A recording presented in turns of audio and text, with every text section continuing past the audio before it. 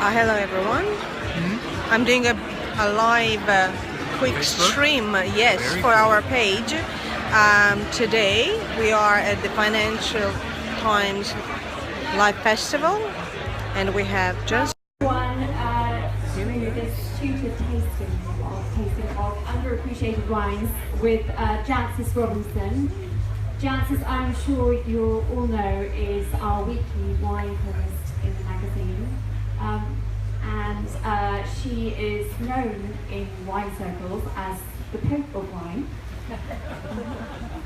I'm sure we're all going to learn a lot today. And please welcome me. Please thank me. Sorry, it's been a very long day. Welcome and thank you. Join me in thanking and welcoming them. Thank you. Thank you.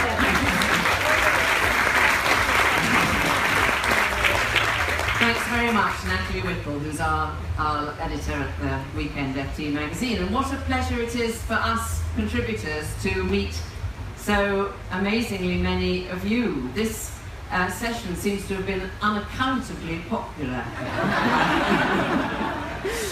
So much so, I'm afraid, that we have apparently run out of glasses. So my deepest apologies to anyone who doesn't have a glass, and I will completely understand if anyone without a glass leaves or gets bored, because certainly wine tasting is not a spectator sport.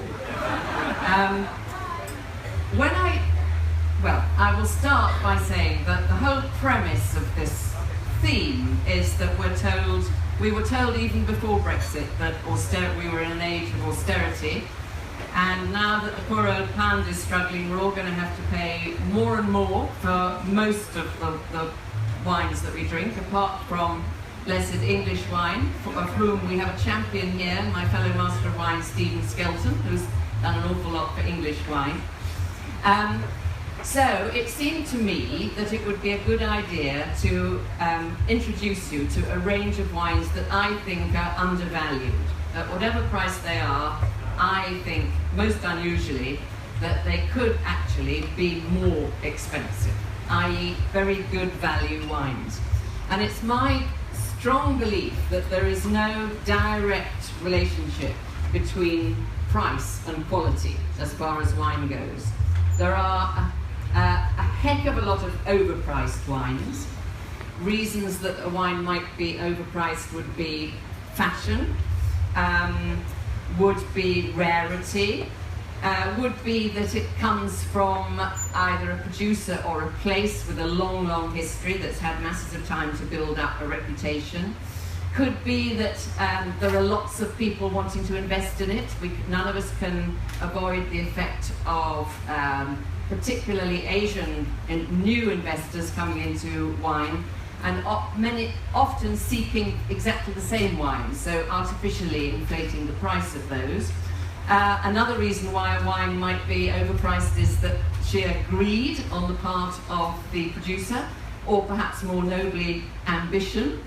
And then there's the sort of marketing department's tendency to produce a range of wines at different prices, and so you've got to have something they sometimes call an icon wine, which will always be the most expensive. And a lovely, sadly late member of the wine trade, Michael Cox, who represented Chilean wine actually, and was often exposed to, this is our new icon wine. He always used to say, icon is 2 words. Fortunately, there are also wines which are underpriced, or certainly I think so. And one of the major reasons why a wine might be underpriced is that it's just out of fashion. Another reason that a wine might be underpriced is something as mundane as currency movements, and that the wine left the country of origin. Meanwhile, the pound is strengthened against that currency sometimes.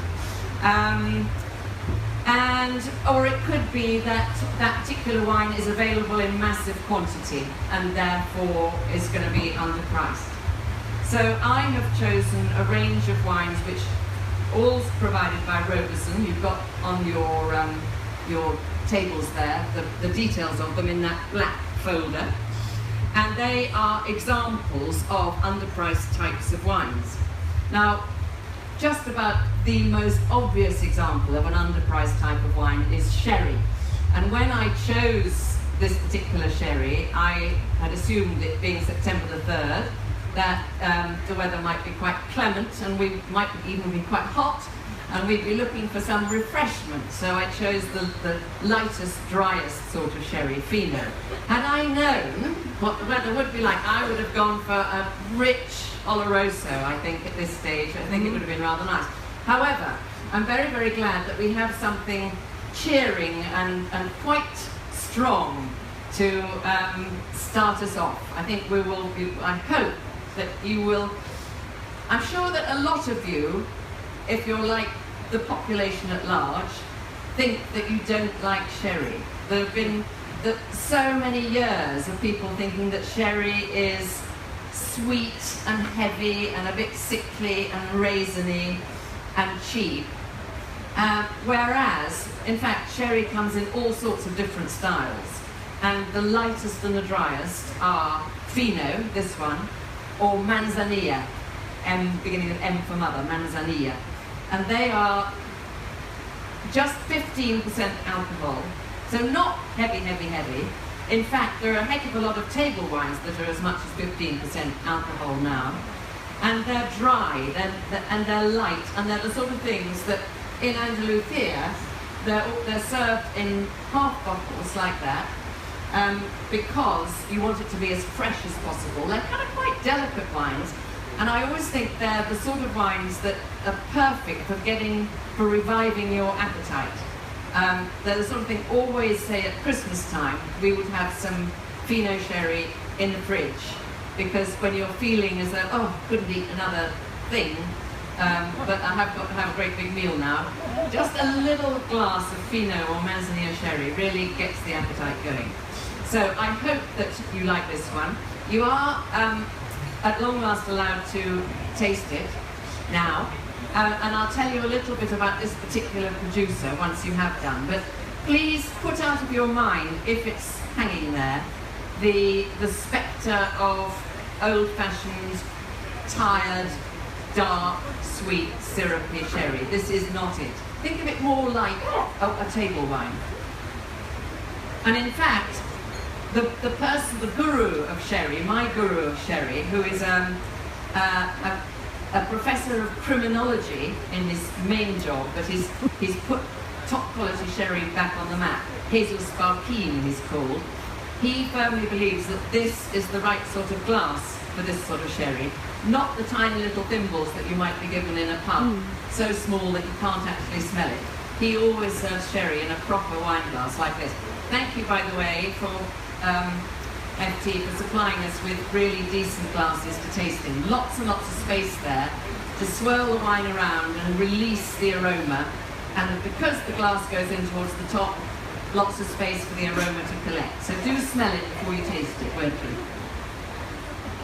So it's edgy, it's briny, it's sort of somehow